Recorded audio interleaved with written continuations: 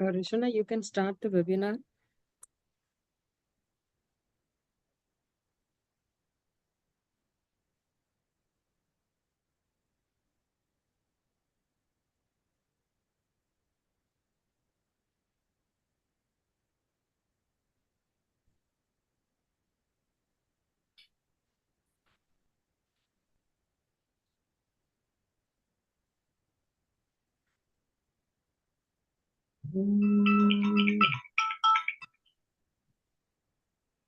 Good evening, one and all present here. We thank you for joining today, the third day of the Faculty Development Program on Ethics and Values for Teaching Professional and Administrator regarding global ethics. It is an international forum committed for ethics and values in higher education. Once again, we thank you for joining us for the third day of the FTP. And it's a joint venture of Raniana Government College of Women based in Tirunelveli and also Global Ethics Academy based in Geneva, Switzerland. And once again, today we have Dr. Goodwin with us, and he is going to be the only presenter today. And regarding the questionnaire, pre-FDP questionnaire we had shared before the meeting. If some of you haven't completed that one, I'll put the link and ensure that you submit that one. We don't have each day feedback system this time. We have a free FDP survey, and after the FDP, there will be a post-FDP survey questionnaire, which you all have to fill, and eventually there will be a feedback finally about the program. And when you submit the feedback, you will get your certificate, and also number of attendance will be mentioned on your certificate. We are recording everything from the Zoom about your attendance, and also for YouTube watchers, there are separate attendance sheet. And we are recording this event. If you want, you can actually take it from us, or even you can go to Globethics YouTube and watch it and share with others. I request each and every one of you to introduce your name, institution, mainly your country. We would like to know how many countries have attended. And it will be encouraging for us to really know about participation from different countries. So please do so. And also regarding your questions, please do not put any compliments you can put in the chat, any comments you can put in the chat. But if it is a question, please use the Q&A box. And also please do not use the Q&A box for some inquiry, which you can put it in the chat box. And I extend again a sincere welcome to each and every one of you. And also I take the pleasure of introducing Dr. R.D. Goodwin. He's currently the principal of BVS PG College, Benaya Group of Educational Institution that is based in Rajamundry. He's a strong supporter of ethics, and he's one of the expert speaker also with the Global Ethics, mainly faculty development program. He previously was associated with the Geetham University, Visakhapatnam, ICFA University, Hyderabad, and also GIET University, Rajahmundry. Dr. Goodwin is very much passionate and dedicated professional with extensive experience in teaching, training, and administration. He has organized several conferences, seminars, training programs, and also into consultancy projects. He has been editor for institutional newsletters.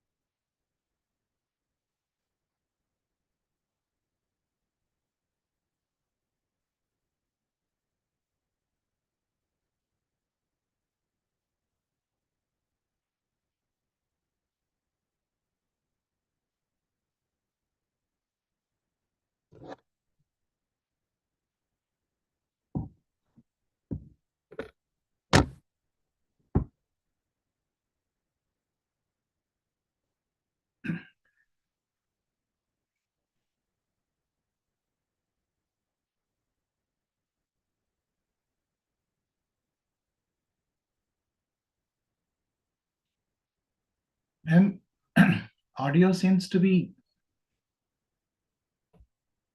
not working.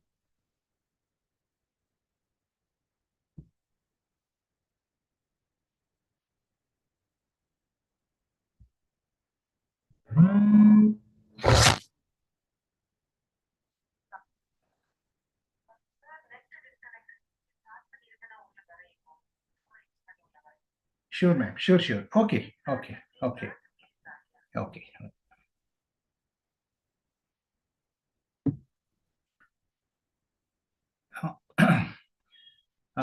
Very good evening to all. Uh, Seems Madam Net has some problem. Internet has some problem there, and I will start my session now. Am I audible to all? Is my voice is audible? Am I? Yes, sir, you're audible. Yeah, yeah, ma'am. Fine. A very good evening to all the participants participating from all the parts of the country as well as outside the country as well. A very warm welcome to you all. Today, actually, my topic of discussion relating to ethics is uh, ethics in R&D, research and development, ethical research and development model. We all know that, the ethics uh, is a concept which cannot be made exception to any particular area, any subject, or any part of our regular life, everyday life, right? So ethics has become more and more essential, more and more significant when we have that kind of ethical uh, and moral sense. Then perhaps most of the things will be, much happier, much cooler, and much easier.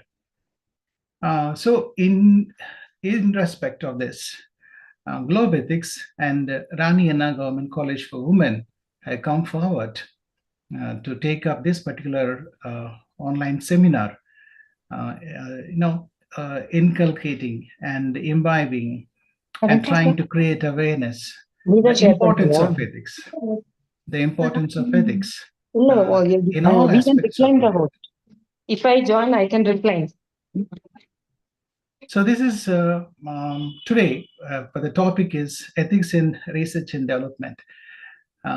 Yesterday and day before, we have discussed about understanding the essentials for ethics in higher education. And the other day, I spoke on the importance of custodianship. What is its role, and what are the tools available for successfully or effectively executing the custodianship role in containing and delivering on maintaining or executing the concept of ethics and values in higher education institutions. Now, when we move on to this next topic, ethics in research and development, and as a faculty or as a teacher myself who teaches in social sciences, maybe when I talk about ethics in research and development, my understanding cannot be confined to only the social sciences when I talk about ethics in research and development. But this ethics is there in research and development to all disciplines, irrespective of the nature of whether it is a social science or a physical science or a biological science or a medical science, whatever that. So every aspect, every discipline, when they go for research and development, they have to have incorporated this concept of ethics in them. Why it is so important? You all know that, right? Why it is so important? Ethics in research. We as faculty, we as administrators, or we as fraternity of all educational arena might have seen and experienced more and more experienced, like if it not if they are not following ethics, if it is not ethics, what could be the research be, how the research result will be, how the research is going to affect other aspects of life, other disciplines. That is what is today we need to discuss. How many of you have in your careers have experienced some issues in research with respect to ethics? How many of you? Can anyone tell like what is the specific issue or relating to ethics in research, ethical research? Any particular specific incident you have faced or you experienced in the process of publications, in the process of doing some research proposals, in the process of carrying out some projects, research projects? uh, if anyone who has, yeah, plagiarism. Yeah, the most important, yes, plagiarism, right? Data collection, very good. Can we say a situational study of human being? Okay, okay, fine. Any more? Any more? What others do not really carry out the actual data collection? Thank you, Sheila, ma'am. And interpretations, yes, very, very, Abdul sir. Abdul Karim sir, very good. Interpretation is more another important, what you think is not being properly interpreted, right? Realizing oneself, yeah. Supervisor asking plagiarism, pressure on, that's important, pressure, that is reason, pressure. Authorship claimed by non-contributors, good. Genuineness, oh, wow, statistical analysis. Yes, yes, very nice, very nice. I thank all the participants who are responding, you know, enthusiastically. They have come up with so much of response. Yes, choosing sampling method. Yes, good. Really, you know, you can fabricate sampling also, right? Okay, fine. Let's move on to this. What I would say here is, why we are now discussing ethics in research and development is it's very, very important because, the new researchers from developing countries or developing nations are said to be particularly in danger of being deluded, by unethical practices of the predatory publishers. You all know what is predatory publishing is, how much how much big vast market they are having nowadays in throughout the world. I need not say, I need not specifically mention about that. You all might have experienced that, how the predatory journals are doing a lot of nonsense things there. So actually, this is a word coined by Jeffrey Beall at the University of Colorado. The name coined by him is predatory journals. You all know what is a predatory journal is. Right, let's move on to this. Ethics in research and development, we all know that it's a very crucial issue that requires attention for maintaining the most important element, integrity, ensuring quality, and fostering a positive academic environment, right? This is what is required with ethics in research, right? Ethical research. You need to have integrity when you are doing some research, and you have to ensure quality aspect. And another important element is fostering positive academic environment, right? So this is the importance of research here. Now, when the challenges related to ethics in this context will be very diverse, right? Which will be stemming from from the cultural arena or the institutional ambit, right? Or some systematic factors. Now, with this respect, we'll try to come out with certain what are the important uh, concerns we need to discuss. Madam, can we go to the next slide, please? I will tell you why ethics is so important. Why is so ethics? I'll just try to give you some information, some inputs on the need, the necessary for, the ethics. I have just come across with some news like, the National Science Foundation Office, Foundation's Office of Inspector General, popularly called as NSFOIG. They have reports regarding the fabrication, falsification, and plagiarism, popularly abbreviated as FFP. Fabrication of data, falsification of results, and plagiarism. We all know that very well, right? A large proportion of NFC's research misconduct findings are plagiarism. This is what they have found. The number of research misconduct allegations made to NFC OIG annually has more than tripled over the past decade. I'm not talking about specifically our country, India. This is world over. It is happening. It is not just confined to India context, right? The world over, the cases have tripled over the past decade, it seems. I'll tell you two instances. I just mentioned here in the slide about two instances if the data is fabricated, or if you're giving some false information, or you have plagiarized the entire article or the research, what will be the effect of that particular thing? You can see the Japanese Society of Anesthesiologists, released a report on the work of a particular scientist, a University of Medicine faculty member, is a PG, concluding that he had fabricated data in 172 papers. Just imagine those who are referring that particular papers for further research, they have to carry out for further some projects or research or investigation. What would be the effect on their papers if 172 papers have been fabricated with lots of that kind of data?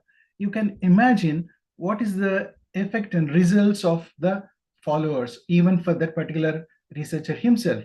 Another one is from University of Connecticut, found that cardiovascular researcher Deepak Das fabricated or falsified data 145 times, 145 times in his work on reversibility.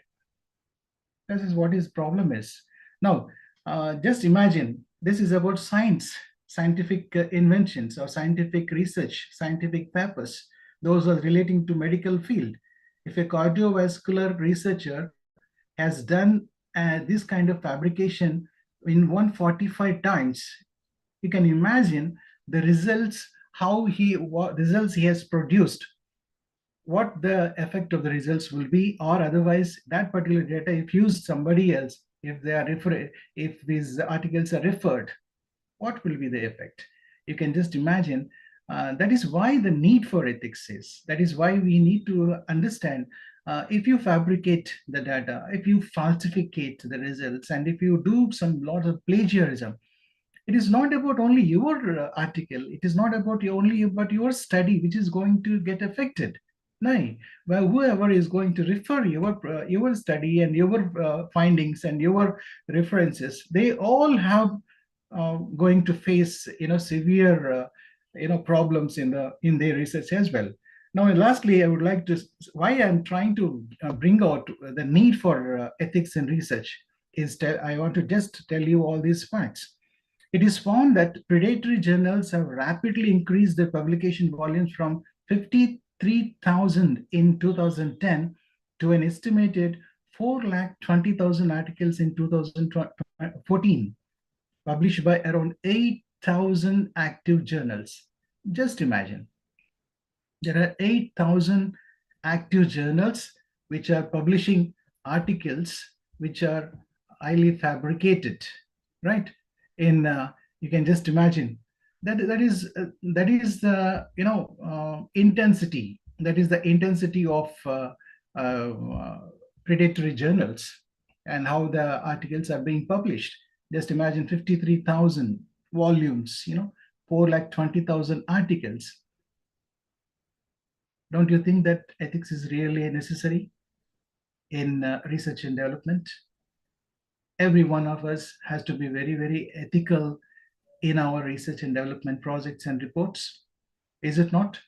That is what the real concern is. That is why the Globe Ethics and Rani Anna College have come and taking this particular activity of creating awareness and trying to infuse in our young minds or the faculty minds a set of ethical values to be incorporated, and so that at least if not 100% change in ethical research and development modeling, at least some portion of our participants may influence and may motivate their counterparts as well. So this is the need and very importance of studying ethics in research and development. Madam, can we go to the next slide, please? So this is the first important element which I want to discuss in this, the need and concern for ethical research and development. Plagiarism and academic misconduct. You all know this. Plagiarism is the first and foremost issue about ethics in research. Well, you all know that what is plagiarism? The act of copying someone else work without proper attribution is a major concern in our academic research, right? We all agree with that. Some researchers may be tempted to present others' findings as their own, especially due to pressure to publish frequently, and we all experience that in our academic careers, right? What is the challenge here is, so despite this growing awareness of plagiarism, detection tools, and stringent enforcement of policies, right, which are not uniformly adopted across all universities. We all know that every university or every college, they have their own policy. There is no uniformity. That is the biggest challenge why this plagiarism is taking place in all parts of the world. So there is often, we know that lack of comprehensive training in proper citation and research practices. Even recent studies say that only 53% of institutes are properly giving training with respect to this plagiarism and how academic integrity, research integrity can be maintained. That is the important concept, important issue to be addressed: plagiarism and academic misconduct. Let's go to the next slide, ma'am. Madam, can we go to the next slide, please? So lack of ethical training and awareness, as I just mentioned, research findings of the National Institute of Science and Institute of ICMR, they have found out that only 53% of the institutions, colleges and universities, when they have taken a survey, they have found out only those 53% of institutions are giving some sort of training, and out of that, two out of three, they feel that there is no seriousness in that particular training programs. That is the real cause of concern, right? The issue here is, we all know that many researchers and students lack adequate understanding of ethical guidelines, especially in research. They don't know what are the guidelines, irrespective of any knowledge or any guideline or any policy acknowledgement. They just go for research. This can lead to inadvertent ethical violations, right? Such as not properly acknowledging sources or conducting experiments without the necessary consent. So they don't take the consent also. They simply go ahead with this research because they lack training. They don't know the ethical part of the training is. So we have a challenge here. Like, ethical training programs have to be often are limited or not comprehensive. You're not giving a comprehensive understanding of different problems there, right? Universities also may focus on research skills without emphasizing ethical controls. They are more result oriented. They are not bothered about the output of that. What is the outcome of that, right? This lack of structured ethical education is a significant, very important barrier for promoting responsible research. When you do some research, you need to have responsibility. That responsible research concept is missing in most of the universities because we lack, the universities are not giving comprehensive ethical training and awareness to the faculty and students. So that is what the second issue is. The third one is the pressure to publish and research productivity. And this is what is it? We all experience. There is a lot of pressure. If you want to do PhD, before submitting everything, you need to publish 2 papers in referred journals. That is how the predatory journals have come. Now, of course, the agency has taken stringent actions. They have given a specific guidelines that in certain they have listed also journals which are recognized by them. So in that journals, we are supposed to publish those 2 articles, right? So there is a lot of pressure also for your performance appraisal or for NAC and for NIRF and so many other inspections, so many other rankings. the managements will pressure the faculty to publish. Another aspect of it is, I will tell my experience. I mean, I have seen in one of the colleges where the MBA students are supposed to publish their research projects, the project work they do after the second semester, and final semester they will submit it for Viva Voice. In that case, in some universities, they have put a condition that each and every project every student has to publish one paper, right? So what they are doing, they're trying to just engaging some predatory journal, predatory publisher, and they will pay some money. There is no any reviews and nothing, and they will simply publish the articles there, right? And in bulk, if the college has 3 sections or 2 sections, some 160 articles or 320 articles at one go, they'll publish in whatever the journals they have. They're maintaining that. This pressure to publish and research productivity in another important issue, like Indian universities or the other universities, in other parts of the world, particularly in the fields of science and engineering. Just imagine if you're publishing like that in predatory journals, in the science and engineering concepts, you can just imagine. They emphasize high research output and publications, and this leads to pressure on researchers to produce results quickly. They want quick results, right? Sometimes they compromise ethical standards. There's no, forget about ethic standards. There are no ethics at all. So this is a big challenge, really. So this intense pressure to publish, even, in some science students, engineering students, they are set to publish in international journals with high impact factors. Naturally, then that will lead to data fabrication, falsification, and plagiarism, right? Researchers may also prioritize quantity over quality. That is what happens. They focus more on publishing more papers rather than conducting thorough and ethical research. They don't bother about what is the sample being taken. They don't bother about the administering the questionnaire. Once you take out the questionnaire, you should not directly go to the respondents first. You need to test it. Pre-testing has to be done. The pre-testing has to be done with some of your colleagues, your friends, your acquaintances. You have to take feedback from the pre-test and then again change the questionnaire. Go to the final respondents. Then how many of the researchers are doing this?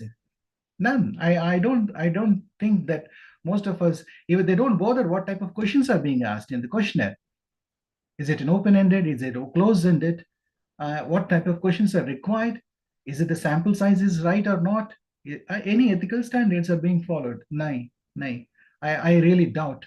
Only maybe some 40% or maybe very less who are doing very genuine research, following ethical standards. Madam, can we go to the next slide, please? So that is what is the pressure to publish. The next one is data integrity and fabrication. This is what we are talking about.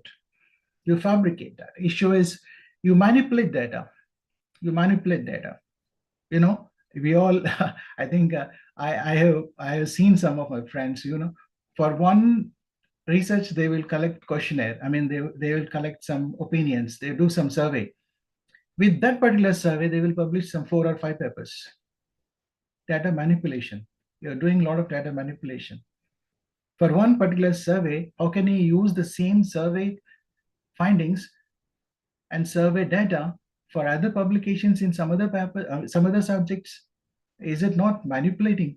Data manipulation or falsification and fabrication are serious concerns in research. As I told you in the first slide, FFP, falsification, fabrication, and plagiarism, as they undermine the credibility of research findings. Just imagine if it happens in the science, in the medical field.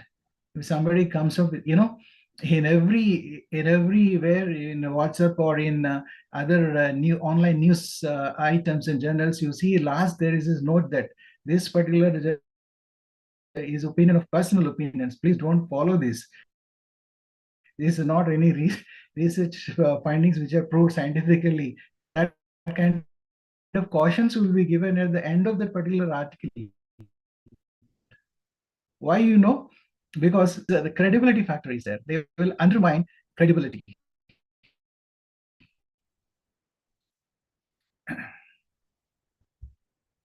So this is the important. The challenge here is, the lack of proper monitoring.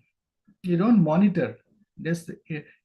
This all flows from, as I told you in my previous class, that if the management is having very strong, focus, very sincere effort, and very genuine application of ethical conduct, these all things will not happen in the down levels. They will try to definitely control this. So proper monitoring, auditing mechanisms, and oversight at many institutions leads to these unethical practices. Data integration, data integrity is often compromised to meet the deadlines. They keep some deadlines and they will ask us to publish. So there you will try to compromise. So to meet the deadlines, right? And you secure some fund out to secure some funding. You want to secure some funding, you do some fabrication. And research misconduct may go unnoticed, due to insufficient accountability mechanisms. In yesterday class also, I told you how important it is to have accountability mechanism. When you're made accountable, then definitely you have that kind of, fear or scare or some sort of care you will take, whether you're giving a right data, right findings, right results, right outcomes. So then that is the most concernful thing. Madam, can we go to the next slide, please? After data integrity and fabrication, another important element is what are the conflict of interest or consent, informed consent in human and animal research. We all know that if we don't take proper consent, how many of us really, informed about some consent in consent in human context? Now, what do you understand by this human even I will tell you a simple example. Before performing a surgery, doctors must explain the procedure, risks, and benefits to the patients. Who must then voluntarily agree to it, knowing the potential risks involved in that.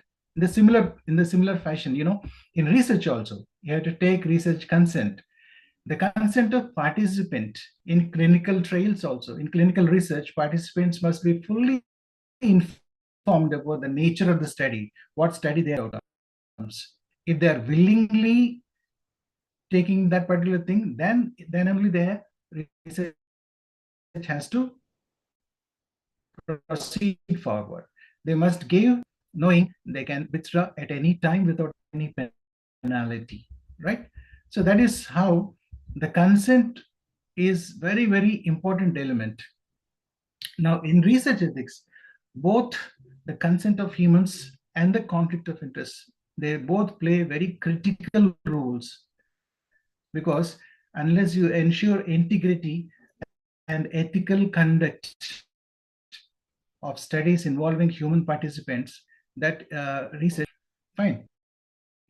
Now let us see some, I will tell you some example, like, suppose there is a financial conflict or human conflict, personality relationships, or publication bias. These all will be influencing the outcomes. So informed consent in human and animal research is the important aspect of research ethics, right? Madam, can we go to the next slide? Here with the challenges, as I told you yesterday, institutional review boards. We don't have the institutional review boards. If you have that institutional review boards, most of the things will be falling in line. I told you the other day about how this institutional review boards will help in understanding the significance of this. So here, as I told you, the next one is conflict of interest. Researchers and faculty members both may face conflicts of interest, right, that affect the integrity of the research, such as, when personal or financial interest influence the outcomes or direction of the research, right? So this is what is the issue is, when there is a conflict of interest. This is another important issue. Now, what the challenge you face in this issue is, there are limited mechanisms in all universities, right? to identify, manage, and disclose potential conflicts of interest. Now, researchers might not be required to declare their financial ties, but with the industry partners or external funding bodies, leading to bias in research outcomes. That is the important element of it. So, as I told you, there will be some conflict of interest. So, in that conflict of interest, you may face this kind of um, uh, financial conflict, or personal conflict, or any kind of that kind of conflicts might be facing with all this, or some I will tell you one example: gift and payment conflicts. If a researcher receives significant gifts or payments from a sponsor whose product is being tested, just imagine their objectivity could be compromised naturally, right? This could affect how they conduct or report the research, especially when the sponsor has a vested interest in positive results. Obviously, they will give positive results. That is how most of the things comes. I should not tell you this. Most of the research activities done by the business people or the corporate people or the politicians are the same. Do you expect any positive results? And the positive results, in sense, the positivity will be there with respect to the accused only, not to the one who is facing a problem. So this is how the gifts and payments conflicts can also be a conflict of interest, a challenge for most of the research in ethics. But can we go to the next slide, please?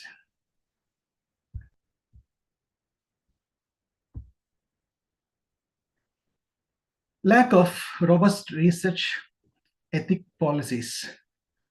This also I told you. How many of you feel that they should have a standard policy? Can anyone respond in the chat box, please?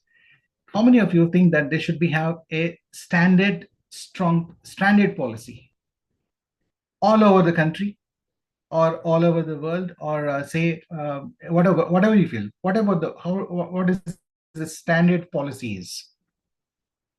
Can we have a standard policy? Ethics policy. That is robust research ethic policy, right? Can we have the standard? It should be. Salma ma'am. Dr. Sujana says, yes, we should have a standard policy. Really? Should have a standard policy. Fine. Natarajan sir. Okay. Natarajan ma'am, yeah. Kamalam ma'am, yeah. Yes. Don't you? I mean, I have a doubt here. I have a doubt. I would like to express my doubt. Can we generalize and standardize policies across regions? Can we generalize? Can we and standardize these policies across regions and disciplines? Can it be possible? Right. That's true. That's what I want to. That's what I mean, actually. Very well. Thank you for your response. Yes, we cannot have a standardized set of policies, because these policies have to change from time to time, from discipline to discipline, from region to region. I feel so. That is my personal opinion. I'm not saying this should be the standard answer. No, I'm not saying that. Since it is a social science where I'm working, and the things can be modified. What I feel is, from region to region, or from university to university, from country to country, from discipline to discipline, they have to frame their own ethics research policies or research ethic policies. They need to have that. Unless they have a proper, thorough understanding, thorough study of the outcomes they are facing in that particular university, or in particular region, or in that particular field of study or a discipline, they have to frame that kind of research ethical policies that will be customized to that particular university, region, or discipline. That is my personal opinion. I think some of you might be saying yes, right? You may agree with my. Otherwise, no, it is not. It is not a standard. So this is a robust research ethic policies are the need of the day, right? Now, many universities lack this. They don't they lack clarity. They lack clarity in defining the research ethic policies, leading to inconsistent. When they are supposed to enforce it, there is inconsistent, right? I don't know understanding of ethical research standards. They don't know what is the standard. They don't know. That is how these predatory journals are taking advantage of a lot of students in engineering and in management. All this kind of, when they are supposed to publish a paper, they are coming, the students are approaching them, they are coming to their help, and they are doing everything irrespective of any botheration. Unfortunately, if somebody studies that articles, just I don't want to tell the result. You can easily expect that. So the challenge is policies related to ethical conduct in research often vary from one university to other university, as I just was telling and there may be lack of proper mechanisms for reporting unethical practices as well. In the absence of clear guidelines, researchers may not always adhere to ethical standards. That is the problem. So that is what I mean to say. So this is a challenge, right?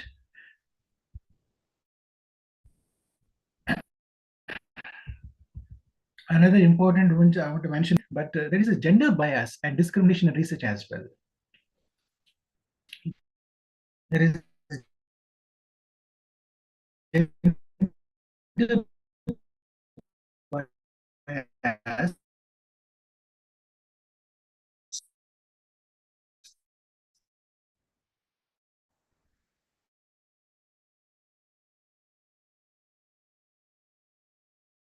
and discrimination in research also. Emma, can we go to the next slide? Sir, your voice is breaking. Madam, can we go to the next slide?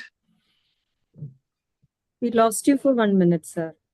Am I audible, sir? Madam, You're am I audible audible? now, but I think in some between net you were problem is breaking. there. I think so.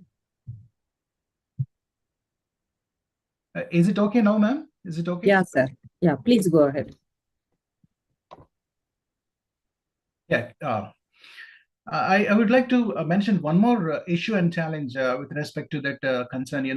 There is a lot of gender bias as well and discrimination in research. Gender bias means in setting both in terms of opportunities for women in academia and in the ways research topics are approached or studied. Equal opportunities are not being given. There is a lot of gender bias. That is another important issue in ethics in research. So this with that, I will conclude that importance of research, importance of ethics in research. Right? What is the need? What is the concern? And what is the issue? And what is the challenge? I think I have just given you some broad outline what kind of various problems we face in research ethics. Right? Now, moving on to the important aspect. Now, what is ethical research and development modeling? For addressing the above concerns, for addressing above issues, now we need to have some very well framed, very thoroughly understood, very thoroughly designed, right?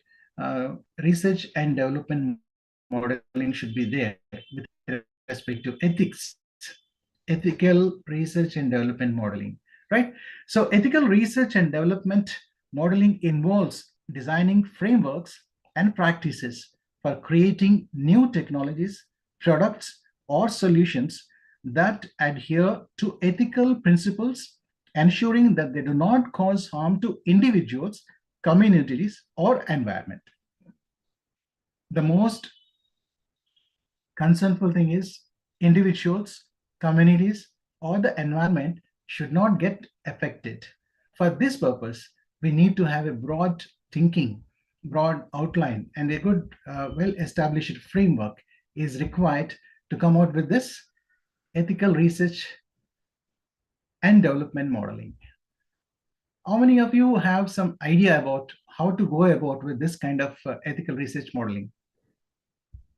What can be the baselines, or what can be the frameworks that can be brought out?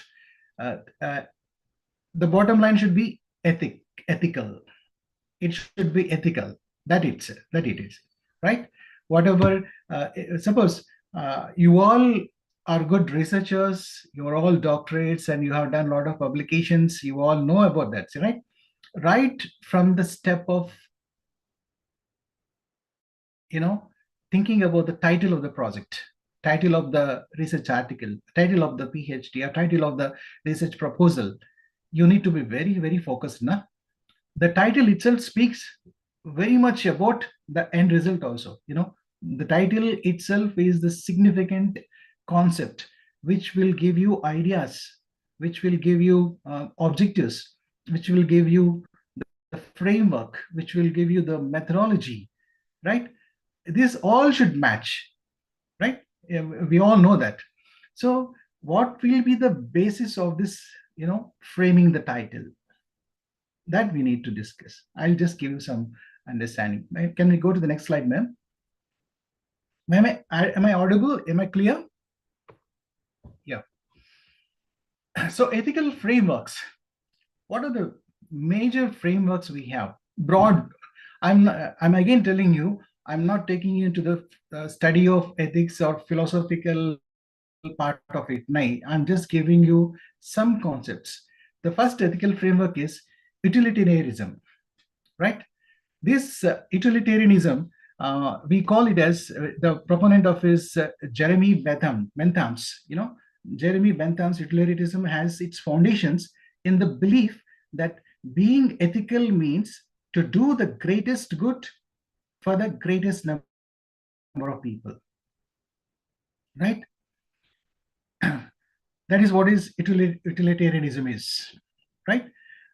Jeremy Bentham has proposed this actually, and it focuses on this particular aspect: greatest good for the greatest numbers. That is what it is, simply, right? So another one is deontological ethics. It's a very famous philosopher, Immanuel Kant. Immanuel Kant's deontological ethics sometimes refers to as ethics of duty also, right? Is a theory that actions are not right or wrong. Actions are not right or wrong based on the result, but rather because they are inherently good or evil. That is what Immanuel Kant proposes in his philosophy, right? It is called deontological ethics. So deontological ethics talks about more about the duties, the rights, and obligations, and ensures that certain practices are never violated regardless of outcomes, right? So that is what is deontological ethics. When you're proposing a research, what's the basis of it? Is it having some utilitarian concept? Are you following some deontological ethics? Or rather say, the third one is virtue ethics. And this approach stresses the importance of character and integrity. They talk about character and integrity, and the researchers are encouraged to act in a way that align with the moral virtues like honesty, fairness, and courage. The important focus in this virtue ethical research and modeling is the honesty, how honest you are, how fair you are in your activities, and how bold and courage you are taking that particular study forward, right? So these are the basic ethical frameworks when you think about any research. In which category your research falls? Is it utilitarian research, or it has some deontological concepts involved in it, or it is purely virtual ethics? So we need to understand what kind of ethical framework, under what kind of ethical framework we are having the research design, the research proposal, or is the title itself. So I would like to focus on these ethical frameworks, and you can discuss a lot about utilitarianism or deontologism or Immanuel Kant's more and more wonderful works. You can read them, right? So this is what is the first step in ethical R&D model is. Can we go to the next slide, ma'am, please? I hope you're following it, the importance of R&D model, ethical R&D model. The second one is principles of ethical R&D. The first one is framework, and the second one is principles of ethical R&D. Now, what are the principles you need to think after your set as framework? Your set of framework now, framework is over, and you're moving on to the principles. What is the first principle is respect for persons. First and foremost, you ensure autonomy and informed consent for all the participants who are participating in it, and considering their rights and dignity. Dignity should be a very important element, right? So considering their rights, what rights you need to, as I told you, when a patient is undergoing a surgery, a patient has a right. He is the right to know what kind of surgery is undergoing, is being undertaken by the doctor or the physician, and what are the consequences, what are the time and everything. That they will also take a signature, without reading all the matter. They will simply sign. They need to do all these things first, ensure that their rights and dignity is honored, right? Respect for persons. The second one is beneficence, which promotes actions that benefit society and individuals, right? Enhancing well-being and preventing harm. Now, what kind of research you're taking? Is it only very personal, which is going to benefit you only? Are you really trying to do some research that is going to benefit the society and the other individuals at large, which will definitely enhance the well-being and preventing harm? That beneficence is another principle that you need to keep in you. We all, when really think about respecting the persons or beneficence or other aspects, the next one is justice, ensure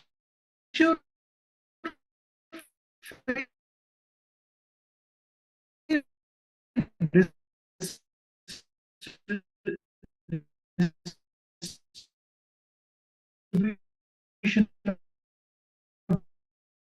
benefits,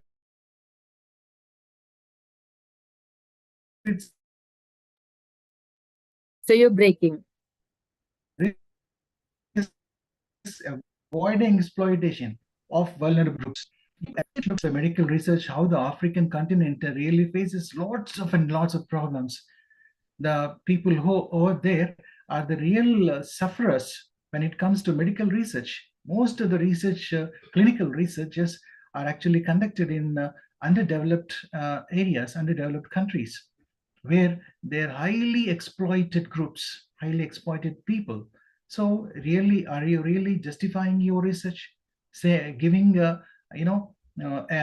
giving equal distribution. I mean, the fair distribution of benefits, and avoiding some exploitation. That you need to have a concern. I'm not just confining this concept for our social sciences, or you need to think about ethics in research and modeling. It covers all disciplines. We're talking about medical research, clinical research, and other disciplines as well. Now, next one is transparency. How transparent are you? This transparency, yesterday also I told you, when you're transparent, automatically the trust will, and confidence that builds up automatically. Now, transparency encourages openness in methodology, openness in data and findings, and enabling public scrutiny. When you how many of every one of us know what is methodology is. You think about the sample, you think about the data you're collecting, like what kind of data and what kind of statistical tools you are using. Are you really transparent? Are you really transparent in collecting data, or are you really transparent in revealing the findings? This is what is important element is. Last one is accountability. Also, researchers and developers must take responsibility for their actions and the impact of their work. Most of the researchers, what they do is, as soon as the research is completed, their work is over. They don't take any accountability and responsibility. No, my work is over. Whatever the results they have come, I published it. That's then and there you will forget it. Nine, the impact of your work and your actions has to be taken as feedback, right? So this is about um, principles, right? Next one is, can we go to the next slide, man? The risk assessment and management. risk assessment and management. Now, in this ethical R&D, you have certain physical model. In ethical R&D model, we have some potential risks of new technologies and innovations. And when I mention new technologies and innovation, immediately that the one that will strike in your mind, that comes to your mind, maybe is AI, right? AI, how it is influencing, how it is, creating a lot. Of course, there are plus and minus as well. And let us know what another resource person may be taking a very detailed session on AI and its effects, right? So here I would like to just mention about a few risks. The first one is physical risk, safety concerns, environmental impact, and harm to users. These are the most important concerns. How safe when you take some questionnaire, when you take some sample, or when you take some experiment, or when you take some clinical research. Now, how safety is that particular sample is. You need to ask yourself whether that particular experiment, or whether that particular research, or whether that particular proposal, is it going to harm the environment? What will be the impact on the environment? And finally, are the users are at stake? The users have any problems? The users who are using that particular experiment have any kind of harm? Any kind of harm is going to take place? Now, these kind of physical risks has to be assessed first, right? The next one is, what are the social risks? The potential inequalities, privacy violations, or social disruptions which are caused by this particular development. So you need to assess that as well. Now, privacy violations is another very, very serious concern, serious element that we need to think. A lot of researchers, they take out the research and they don't bother about the privacy of the subjects. They should not reveal, but they at times they will openly openly violate this particular privacy content is, right? Another one is psychological and emotional risks. Now you have the impact on mental well-being, autonomy, or societal perceptions. You need to address these as well. What are the psychological, mental well-being? After doing the survey, many of them feel that even though it has been done in anonymity, but still there might be some concerns, feeling that their privacy might be violated. There will be some kind of mental torture that takes place in the subject's minds. So, what are the psychological or emotional risks that are involved in your research? You need to assess that as well. Fine. So, long-term effects, finally, long-term effects. These ethical models must account for the future consequences of new development and their sustainability. When when you do your PhD or in your research, or you in the last objective, you will mention this one, right? What are the future consequences of new developments and their sustainability? Are you leaving any questions for the future researchers, or can any further research can be done based on your concept, based on your findings, based on your objectives, based on your study, that you will mention somewhere in your report? So what long-term effects you are leaving behind, that has to be assessed properly when you think about the R&D model, ethical R&D model. Is it ethical or not? That is the main concern of us, right? Next slide, ma'am. Can we go to the next slide, please? Now, the stakeholder involvement. Another element is stakeholder involvement. In ethical R&D, it is crucial. We all know that, yes, true, sir. Quantum theory, yes, true. In ethical R&D, it is crucial to involve a wide range of stakeholders, right? Including marginalized groups, decision-making process to avoid biases or biased outcomes and ensure inclusivity. Yesterday and day before also, we have more and more talked about this inclusivity. right? So how you are including the marginalized groups, because at the end of the day, the decision making process, in the decision making process, you have to avoid some bias. Your outcome should not be subjective. Your outcomes or your projections or your findings should be more objective and inclusive. So to ensure that you involve a wide range and diverse groups. Fine. Feedback from external experts, public consultations, and diverse perspectives are integral to ensure that your research is having ethical considerations. So, in that way, you will meet ethical standards. Finally, this is what you need to think about the stakeholder involvement concept is. And finally, next slide, ma'am. Can we go to the next slide, please? Can we go to the next slide, ma'am? Sustainability. Much talked about this word, sustainability. How sustainable is your research? How sustainable is your research, right? Ethical R&D modeling should prioritize sustainable development. We are talking about ethical R&D modeling. And without sustainability, it is not complete. So it should prioritize sustainable development, addressing both environmental and social sustainability. It is not confined to environment, but social concept is also involved in it. So to what extent the environmental and social consent sustainability is taken into account in your ethical R&D model. So you need to mention that as well.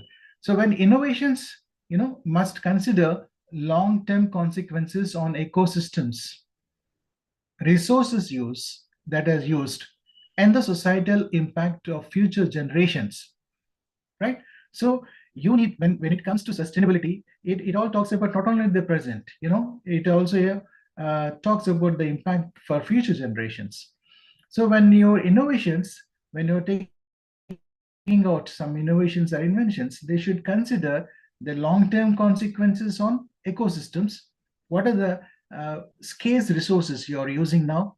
To what extent they are utilized? And finally, the societal impact of future generations. So this is another important aspect that you need to keep in mind when you're developing your ethical R&D model. Madam, can we go to, yes, sir, eco-friendly as well. That's what I said, ecosystems. And regulatory compliance and standards. What are the regulatory compliance and standards?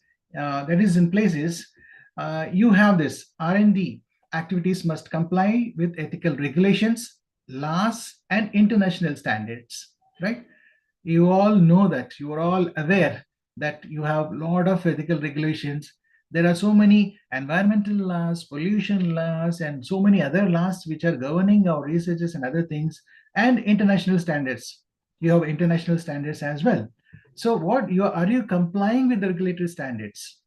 Are you complying? Your research is complying with regulatory standards, right? You have to check with your R&D model. When you have this research and regulatory compliance, where it talks about how you are incorporating frameworks like UN Sustainability Development, popularly called as SDGs, Sustainability Development Goals. Everyone nowadays is more and more emphasizing this SDGs, Sustainability Development Goals. Whether you are incorporating them in your framework or not, you have to check, right? And the ISO standards, which will help you ensure that your research is ethical, right? We have certain models also, ethical decision-making models. I will briefly mention them. Can we go to the next slide, ma'am, please? Cost-benefit analysis, right? Ethical decision-making models. This is ethical decision-making models. Cost-benefit analysis. You need to weigh the positive and negative consequences of R&D. What are the positives and what are the negatives with respect to the cost and benefit? What is the cost and what is the benefit? You need to analyze both. There should be some balance between the cost and benefit, right? So next one is multi-criteria decision analysis. This is popularly called as MCDA. You need to analyze various alternatives based on your multiple ethical criteria. And finally, ethical impact assessment, EIA, systematically evaluating the ethical implications of the new technologies or practices before they are implemented.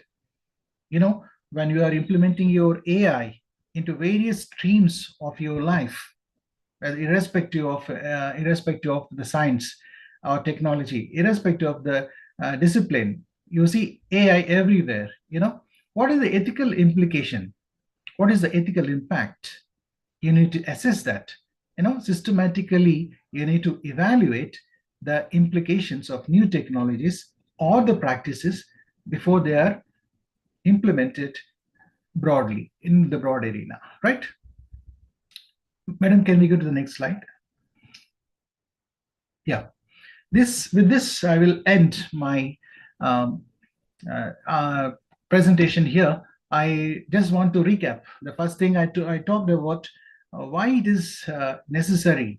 One has to think about ethics and research, the issues and challenges generally we face in ethics and research. I just mentioned and briefly outlined major problems in research. And then I have come up with some, from my point of view, what could be the research and ethics in research and development modeling. And I outlined certain elements when you're conducting some research, when you're taking some project proposals. You need to have certain frameworks, certain principles, and certain policies that need to be outlined. Those all I have just mentioned here. I think you understood what I actually wanted to present. And now I would like to have some feedback and questions from your side. The participants, the floor is open now for you. You can give your response, please. Thank you, sir. Such a lovely session with a lot of information. Thank you, ma'am. Thank you. And it was already interactive, a lot of comments. The participants, as you were talking, they were posting in the chat box and also in the Q&A box. There are a few questions, and then I'll just pick up the questions. The most relevant one, I think you can answer. The very first question, what are the types of ethics? So I think this you can. I gave the frameworks, ma'am. I talked about the ethical frameworks. You can have some deontological or consequentialism or Kantian ethics. You have utilitarianism or virtue ethics. You can virtual rights. These frameworks you can use while you are developing some certain ethical concepts. Can we limit ethics under different types? Because basically, I feel there should be ethics everywhere. Can we call then family, family ethics, business ethics, ethics, religious? Basically, now our focus, my presentation focus, and our conceptual focus is about ethics in research. Ethics in research. When you do some research, irrespective of the discipline, irrespective of the subject you are taking up, now what that should be kept in mind. Yeah, I gave you a model also. Ethics R&D modeling. In the first slide itself, I mentioned three base frameworks. One is deontological, another one is utilitarian, another one is virtual rights. Now, based on these particular concepts, you can develop some objectives. Your titles can be developed. I just remembered what is that master degree student shared with me long ago. And as part of the master degree program, I think you're supposed to do a small project. And the guide sent him to one DTV center. And he was surprised because there is a prize for each project. And if some guide is sending there, they ask for the guide's name. So the commission goes to the guide. Plus, they have ready-made already the thesis with them, the report. And only the place name is changed, hospital name is changed. Exactly, ma'am. Exactly, true. So That is what that, is I told you, fabrication of data. They yeah. try to fabricate. And the guide himself is guiding them to go to a DTP center. So that is I not agree. surprising. Okay, sir. The next question. Suppose one has collected data in a particular study and then publishes several articles based on different research questions in their study. Will that also constitute a fabrication of data and a violation of True. research integrity? Yes. Yes, ma'am. Okay, the next. Unless you cite, you refer them, you refer that particular findings in your study, in your other study, that the whole study, the whole findings cannot be referred. No? Only certain aspects which are useful for your new study will be referred.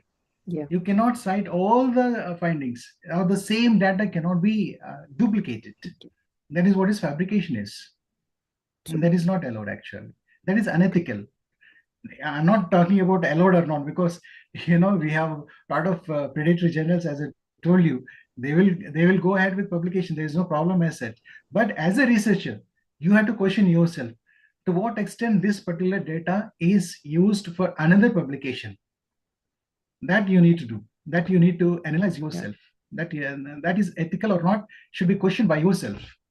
No, Plus, some other person may not be knowing it now. No? So yeah, plus, he himself or she herself has to think whether this particular data can be used for another 2 or 3 public is ethical. You have to question yourself. yeah, plus, mm, I think there is no growth when dishonest data or Yeah, you're not dishonest honest. No? method or shortcut I also ways mentioned are. the same thing now, ma'am. The same data has been used by the same researcher to publish various journals with various other titles. Only the introduction and other parts will be the same. When it comes to the findings and the data analysis, you will have the same numbers. Only maybe the headings may change, Yes, the thank you, sir. titles may change. Yeah, That is not fair, na? That is not fair. That is it what we are is. talking, unethical practice. Yeah, true. And then in 6 months Any also others, ma'am? by paying 2 lakhs degree, people get like if you search for PhD admission, the very next Yes. day you will get 15, 20 calls from different universities, and they say two Different lakhs. You don't universities. two Yes, lakhs. ma'am. You don't 2 lakhs. You don't have to come, and then we take care of everything. You come to our university on the third year, and then you get your degree like that. And my concern is what is the growth of the scholar who is just buying the degree, and there is really no personal growth or development, only personally, physically. Then I think the True. importance of field trip and exposure trip for school children and college children can, be connected with this. Why do they go to witness, to have a better learning Yes. and understanding? So that is not there when we buy the degree or use fake data. When you Yes. work, then you really improve. There is development, molding Sure, happens, sure. shaping True, ma'am. happens. That will not be there otherwise. Yeah. The next question: how can new faculty member contribute to this robust policy making? Also, don't you think the emphasis on producing numerous research outputs within bracket Scopus and SCI, as outlined in the university's research policy, might be contributing to an increase in submissions to low quality journals? How can new faculty members contribute to this robust policy making? Hmm. Yeah, ma'am. New faculty members generally will not be taken into account unless they have some publication experience. Those who are having very good publication experience or research experience, their opinion should be taken while developing some policy making, because what kind of problems generally they face and what kind of issues they have raised, that all should be put into that particular discussion. Some brainstorming will take place. Then only you will need to develop a policy. When you want to give some importance to the new faculty members, they can only sit and float some general ideas unless they have certain research experience. Even if he's a new faculty member but have a good experience in research and other developmental activities, then he should be given a say, definitely. whether irrespective of his newness to the organization, if he is having or she is having experience in that particular field, definitely their opinion should also be counted, right? So whether it Thank you, sir. no, don't you think the emphasis on producing numerous research outputs, like as outlined in the university research policy, might be contributing to an increase of submission of local? Yes, it is not that. It is not that. Nice. Scopus and SEI, they will not take this kind of articles, ma'am. There is a peer review. There is a lot of review taking, unless and until they get satisfied with a lot of reviews, they will. It takes time. For Scopus, it takes maybe 6 months, 1 year, or 2 years. It depends. It depends on the journal, the type of the journal. So it is not that quick because a lot of scrutiny will take place. And only this kind of, the second and third type of journals, those who doesn't have any reviews, peer reviews, or any kind of scrutiny, they will publish. So automatically it is not at all considered. No, even if you go for any kind of performance index scales, they will not consider that kind of articles, that kind of publications. They will not give you any marks. There is clear cut guidelines, clear cut rules, that if you publish in so and so impact, with so and so impact factor, in so and so journal, which is referred and which is having this kind of recognition, only will be having some marks. True, So true. in that way, the new faculty members, whoever is publishing, it is just for the sake of their publication and to mention in their biodata or resumes, but it doesn't carry any value as such. Those who are really aware of the publication and the research activity, they will look into that particular aspect.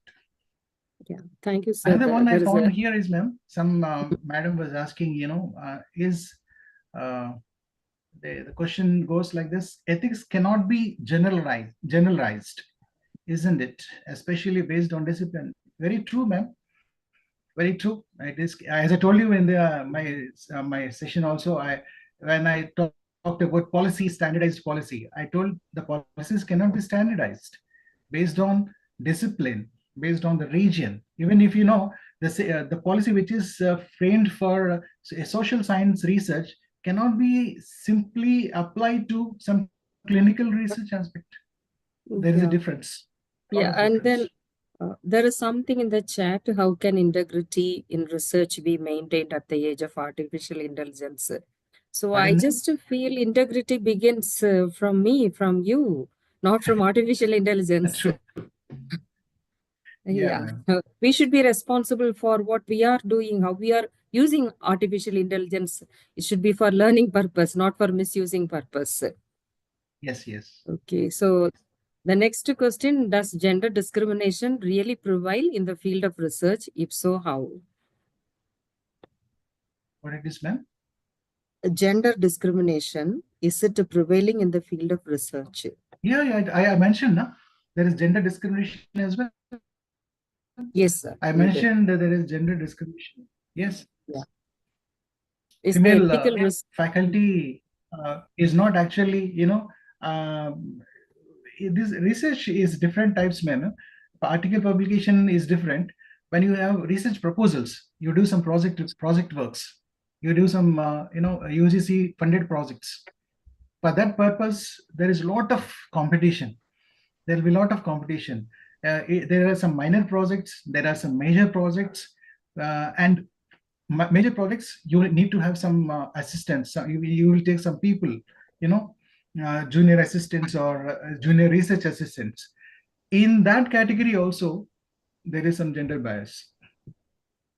True. So sir. when some people need to take some surveys or some external studies, normally female faculties are not preferred, saying that you're not the opt person, you are not the right person to go for outside surveys and face so many people with different mentalities.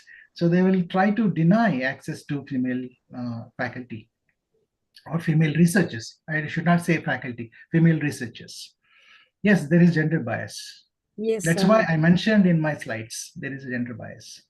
And I think even in many places, especially the rural part of India, men are given better education and women are not Yes, ma'am. given. Yes. Even Yes. college In India, education. we So, have that. India, we have that. yes. Even And when they are sent for external assessments also, mostly males are preferred, ma'am, and generally females are not sent. yes, true. External experiments, external assessments, all these things. The next question is the ethical research and development modeling. Today's presentation, is it meant for all or only for a group of people? It is meant for all, no? I just, it is not for any group. I didn't understand actually how, what do you It's mean by group of people, actually? John Kennedy. As That's Kennedy, sir. Okay. yes, put the Sir, it is question. not meant for only few people. It is meant for everyone. It is generally. If you see all the principles, what I have mentioned about the frameworks, they are very common, no? For all groups. They can follow it. Any person can follow it. They are very Yes. generalized. Okay. So when we have high number of students and students are using AI like summarizers or paraphrasing tools while writing term papers and dissertations, then all the ethical issues become very important. Okay, it's a command. And again, one more command, the practical application of ethical framework, then really questionable. It's a questionable one. Yeah. And also another When command, you which have is this, true. when you are using AI and some other tools, ma'am, you have a plagiarism check, na? True, true. Automatically it will come. Yes. Yeah, And then as I told you, no, I've seen in one college, the MBA projects which they are doing or engineering projects which they're doing. I told you they have to do with a plagiarism check. yeah, Project itself will be checked with plagiarism. There is a Turnitin and other devices are there. They will yeah. check. If there is more than the stipulated plagiarism is noted, the project is rejected. Yes, and The project is now rejected. Yes. technology has grown really, and artificial intelligence, I think it can do anything, even breaking somebody's password and entering into the system. But when it is research, I think each scholars, they should behave responsible by Yes. choosing Yes. to wisely use it. And then there are Exactly. places you can True. take the help, but True. don't take the help for. I was just putting a message in WhatsApp this morning. Can you write a thesis for me? And that No. the Meta No. AI said that no, I will not do it. It is my You machine have all these integrity. things happening, ma'am. Everywhere, everybody knows. Even articles, they will No, outsource. sir. But this WhatsApp, that Meta AI, that is said that no, that's machine integrity. I'm not supposed to Yes. do it. So Yes. when machines are very sincere to the instruction that is given to them, so how integrity we must show in our, like work, whether it is research or doing something. So it all begins with me. I can choose to make mistake and I can Exactly. choose not Exactly. to. Yeah. Yes. And it's in our hands. So the user how he is use it, that is where the ethics, all the things comes in. One of the participants was asking, ma'am, how we can focus ethics in simple research that is prescribed for UGC program. As your answer aptly applies to that question. Now you Okay. have to check how Yeah.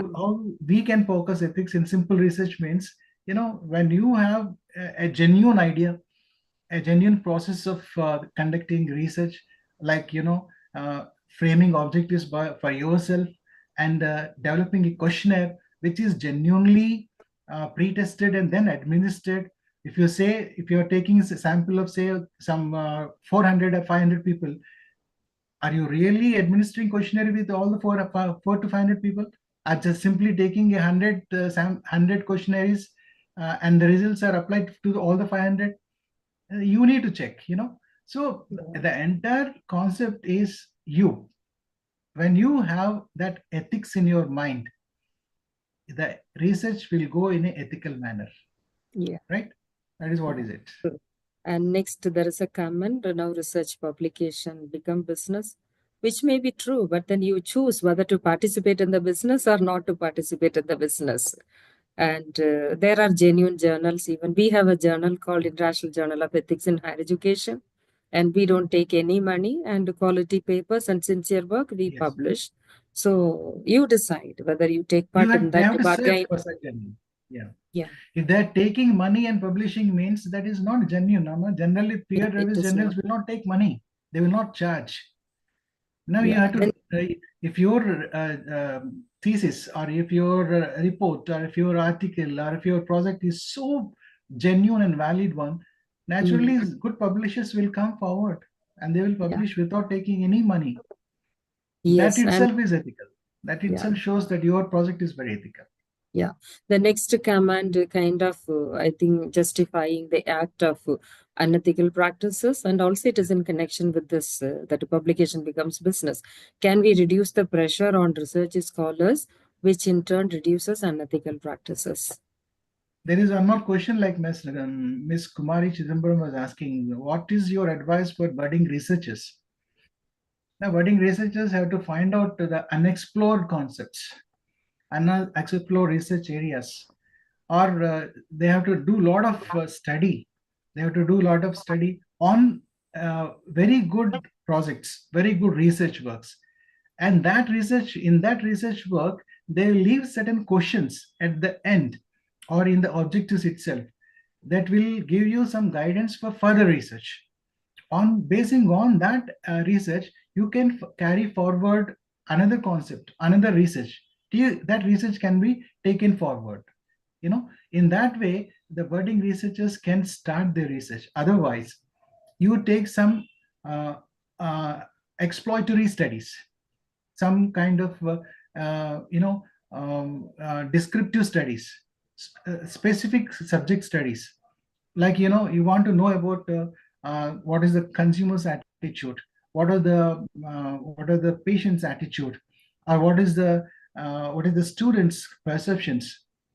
You take some novel concepts which are, though they might be very simple, might be very simple, your research need not be voluminous, very very big volumes. No, if it is having some 5 papers or 10 papers or even below 10 papers, you can publish it if the report is very genuine. So any budding researchers will try to do some exploratory research. You try to explore the unknown, try to take out some unknown, right? Thank So you. that Thank you, way, sir. that is one thing. Another simple thing is, if you want to do some desk research, do a lot of study on some very good thesis, very good some good project reports, very good some project reports, or some research articles, good research articles. That will give you some base of understanding, and that will give you some new ideas. That will give you some new ideas. With that ideas, you try to, the very first thing you need to do is you define your problem. When you define your problem, how the solution is come, it has already come there, right? So you define the problem, then you frame the good question, good objectives. So based on the title, that is your problem. The title itself is the problem. It indicates the problem. Na? So that title will give you the whole process of your study. Now, what are objectives? How many objectives you want to study? Basic, ideally, some 3 or 4, right? So based on that, what is the methodology? You just go ahead. That is what is the new researchers, the budding researchers can do, right? Thank you, Yes, ma'am. sir. We have Uh, the course curator. I think we'll listen to Dr. John Mathusala. yeah, I'm good evening, everyone. Uh, Good evening, Dr. Goodwin, and Good evening, John. good evening, all the participants, and good evening, Rajula and Anna, Rani Anna College. Good evening to everyone. Uh, and I have seen this presentation, a very resourceful presentation we have found today, and I'm very much impressed with the kind of presentation and I mean, uh, the spontaneity with which the answers are being, the questions are being answered. I'm really, really impressed. And actually, what I'm thinking is, I should thank Dr. Goodwin. I don't think anybody can speak like this on, research and development modeling. I have heard it for the first time. Somebody is speaking so fluently and in very common words, like there is no big technicality that we don't understand. These are all things we understand. He brings very close to research. So what was coming to my mind was, uh, I think maybe because globe ethics, we are trying to become a community. Why not we actually become a research community also? Maybe we can think of Yes. hosting a lot of webinars, especially on research for beginners. Then graduating to the highest level, and maybe see, maybe we can come out. Globe Ethics can come out with a big community which can do actually very rich and authentic and ethical research. And I would like Dr. Goodwin to lead such team. Sure, John, So, yeah, Dr. yeah. So John this is Medushila. what I would like Thank to you. propose. Thank you. Yeah, yeah, yeah. That was great. Thank you, all the participants, and Rajula, thank you so much. This is what I had to say. Thank you, Dr. John. Very good observation, and also it's very much encouraging. And we will definitely, your suggestion already, somebody has posted a comment appreciating, probably we'll discuss and then come out with something so that we can mobilize every participants into one pool, and then we learn from one another. We also learn from them. They also learn from us, and Yes, ma'am. we Yes. we can decide, we can come out with something from that one. Definitely we'll do that. And we have come to the closer of day 3, and it has been very much encouraging. We had nearly 2,466 participants registered on our Zoom, so our capacity is only 500. So we are in fact live streaming on YouTube also, and the Zoom is, I think, even now it is full. And that shows, I think, how much more we should be also doing when so many people are interested in listening to this values, ethics and values for the teachers and administrator. So I think we also have a greater responsibility after having organized this program, and we will be coming out with something out definitely. And I take this opportunity to thank mainly the course curator. He has developed the concept, and also the program module, Dr. John Methuselah. He'll be also addressing on another occasion in this FTP floor. And thank you, Dr. John, and also every day coming and being with us. And I especially thank Dr. Goodwin. Even though last minute we had given the topic to him, yet remarkably you have, prepared. It was very inspiring. And thank you so much, sir, for coming out Thank with you, a ma'am. Thank you. brilliant presentation, most relevant. And you will agree with me from the way commands came and also the questions that were raised. Still, a lot of questions are there to be answered, but because of time constraint, I think we'll try to answer some of the questions probably in the coming days. And otherwise, you can visit our website. There are plenty of resources, more than 4 million documents we have on Globe Ethics website online library. And from India, also many authors have contributed, in fact, books. And it is uploaded, and you can download it for free of cost and then use it. Ethics related questions, definitely will find answers from our resources. So please take a free subscription. It is free. You'll start receiving our newsletter and all happening across the globe. And also we are also affiliated with 200 other international organizations.